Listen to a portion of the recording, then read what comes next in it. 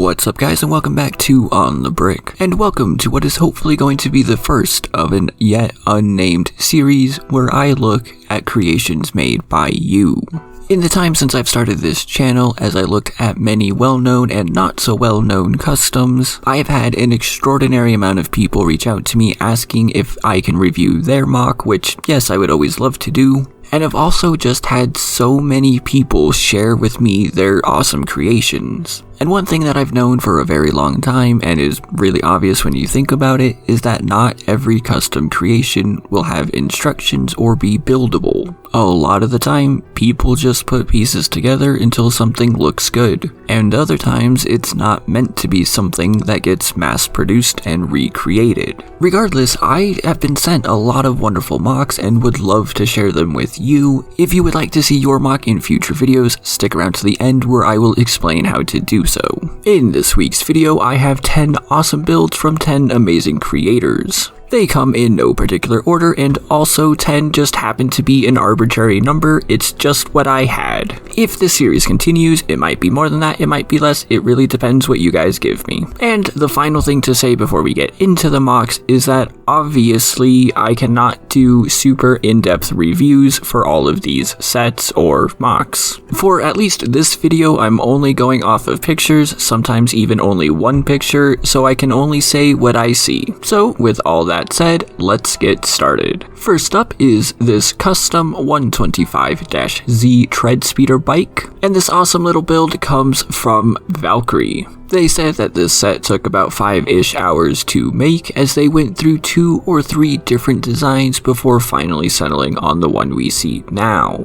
Obviously, it is a bit of a smaller set with only 60 pieces in it or so, and that does not include the 2 pieces of flex tube. Valkyrie also did want to point out that if you wanted to build the set yourself, the tread piece itself is actually from Mega Constructs and is not from Lego. And while I'm sure there is some Lego equivalent that would work perfectly fine, I personally don't have any sort of issue with that. Also, this is meant to be something for the First Order, but Valkyrie simply did not have any First Order troopers, and so instead went with OG Stormtroopers. I actually really like the look of the tread speeder in the movie. Again, I'm just a fan of all things First Order, and so of course I'm gonna like this. And one thing that I really like about this set is how he was able to make it be able to bend like it's launching the Stormtrooper. And the other thing I really like about this is that it comes to show that you don't need to put together 10,000, 15,000 pieces to make something really nice. You can do it with 60. Up next is a small diorama called Ambushonsoulist. This comes from the creator IffyPython and contains about 100 to 150 pieces. And according to Iffy themselves, it took only 2 days to build and put together. They did want to mention that even though canon-wise the planet doesn't really add up with the final order, he said it was just a callback to EA Battlefront 1. And that's actually one of the things that I love about mocks. You don't have to stick to canon, you don't have to stick to even the EU, you can make whatever you want. Sure, we never really personally saw the final order outside of Executor, but that doesn't mean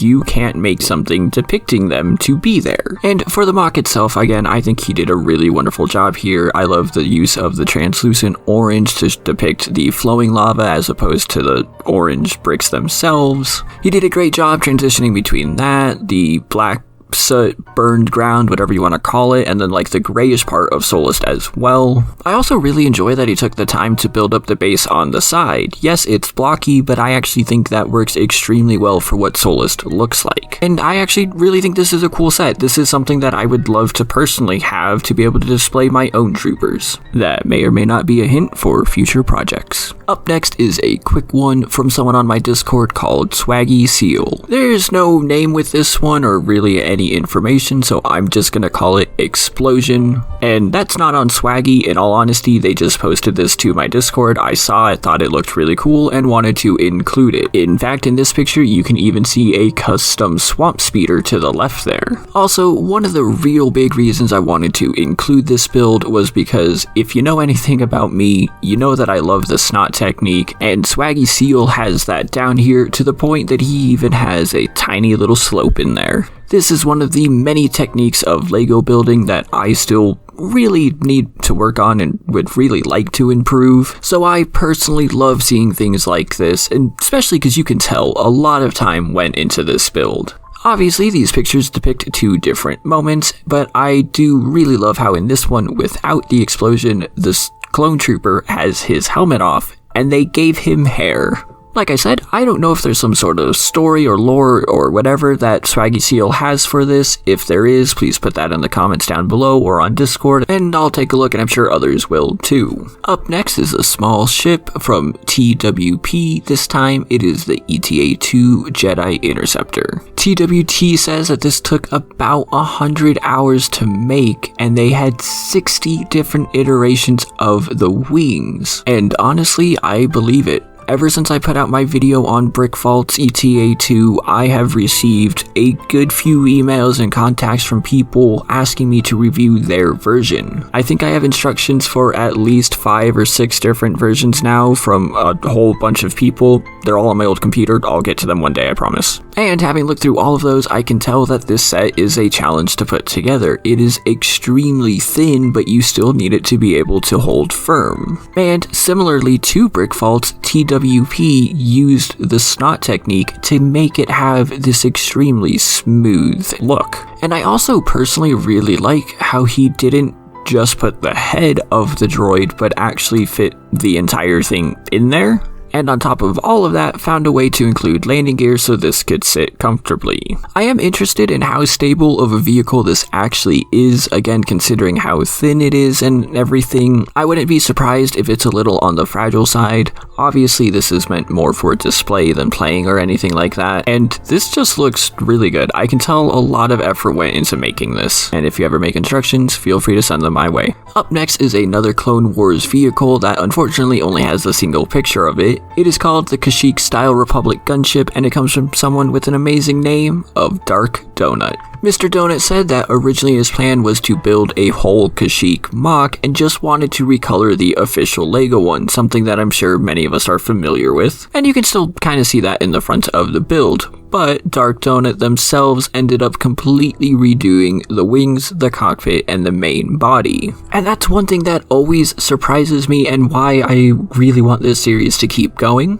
Including something like this, I can list at least 5 or 6 different versions of the gunship out there, not including Lego's versions. And even though I'm sure they all have similar techniques, every single one of them is built differently. It's really amazing how the same vehicle can be built in completely different ways. Also, Dark Donut says that even though he's not 100% certain on how many pieces are included, the estimate is about 12 to 1500. And it took them about a week to put this together. As I'm sure is the case with many people, the gunship is my favorite Clone Wars vehicle, and so I'm really happy to see people working on different versions of it. And another vehicle from the Clone Wars that I really like is General Grievous's Starfighter, aka the Soulless one, and this one comes from a guy called Gorgeous Boy, or Sea Pickle of Justice, who I've definitely seen around before and I'm just now making that connection. Boy, or Sea Pickle here, says that they have a custom Revenge of the Sith Grievous and a display stand to go with it that looks sleek and is scale accurate. They said that they built this as none of the Starfighter MOCs, for Grievous specifically, that they saw on the r/LEGO Star Wars subreddit would capture it right, and so he felt that he had to make his own. And honestly, I'm glad that you did, because this looks really good. This is again one of my favorite vehicles. I've actually bought all the versions except the newer version because it's just way overpriced, and for exactly that reason I'm super glad that you made this, because that's another wonderful thing about custom MOCs like this. You don't have to go and buy an overpriced set if you can make it yourself. This thing looks really good, and I thought you included more pictures, but maybe I just didn't save them. I'm not entirely certain, but regardless, what I see here looks awesome. In the penultimate slot is another small build, this time called the Venator, Executor, or Executor from Cara Dreamoid. I'm so sorry if I messed that up. This set is a fun little build containing only 211 pieces and took them a good hour to build. And Cara, again, sorry if I'm saying that wrong, designed this as a way of thinking, what would a Venator 2 look like? If instead of making the jump directly to the Imperial Star Destroyer, they had made an upgraded Venator, this is what they think it would look like. They say it's not completely finished yet, as there are still some minor changes that they want to make. But I personally think this looks really good, and you can definitely see the inspiration from the original Venator still. One thing I will say is, boy, does this have a lot of engines, but then again, so does the original Venator. I also seriously love that you showed what the inside structure of this build looks like. I think I could probably recreate most of it just from the pictures that you've shown here. And that's really awesome, as for me or for other people, they could use this potentially as a way to learn new techniques or to help you learn new things. I don't really know that much about any of this, so this is super awesome for me. And in similar fashion to the earlier display, I love that you made something that doesn't really exist. It's still in the Star Wars universe, but this is completely of your own design, and that is really awesome. And finally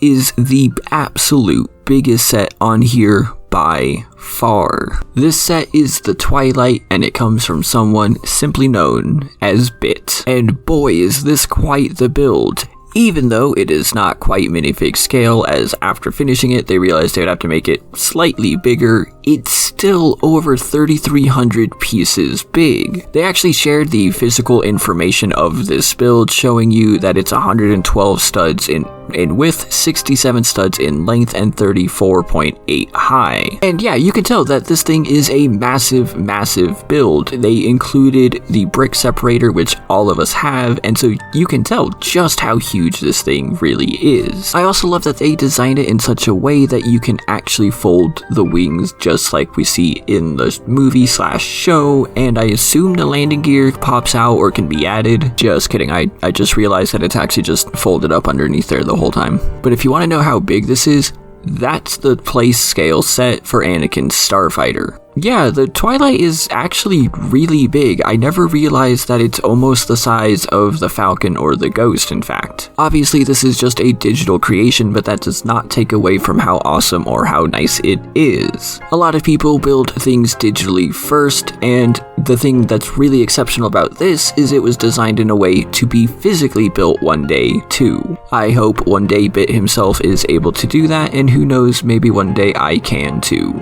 Let me know your thoughts on all of these in the comments down below. If I get a good number of likes on this video, I will definitely be continuing the series, and make sure you subscribe and ring that bell if you'd like to know when those videos come out. Now, how exactly are you able to participate? In the description down below is going to be a link to my Discord. If you don't have Discord, hold on, don't worry.